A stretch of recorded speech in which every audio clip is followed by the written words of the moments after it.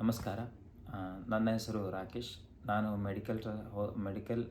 Mundakkai medical trust ಹಾಸ್ಪಿಟಲ್ನಲ್ಲಿ ಕೆಲಸ ಮಾಡುತ್ತಿದ್ದೇನೆ.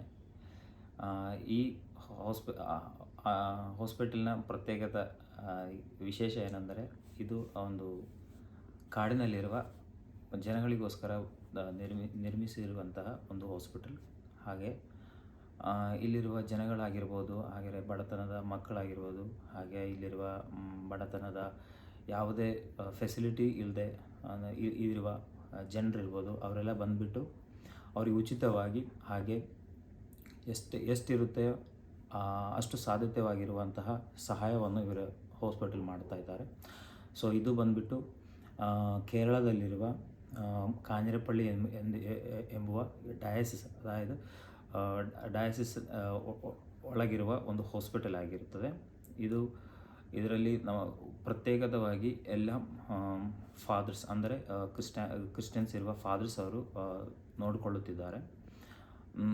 ಈ ಹಾಸ್ಪಿಟಲ್ನಲ್ಲಿ ನಾನು ಕೂಡ ಒಬ್ಬ ಎಂಪ್ಲಾಯಾಗಿ ಕೆಲಸ ಮಾಡ್ತಿದ್ದೇನೆ. ನಾನು ಒಳ್ಳೆಯ ರೀತಿಯ ಸಂತೋಷದಿಂದ ಈ ಹಾಸ್ಪಿಟಲ್ನಲ್ಲಿ ಕೆಲಸ ಮಾಡುವುದಕ್ಕೆ ನನಗೆ ಒಳ್ಳೆಯ ಖುಷಿ ಇದೆ.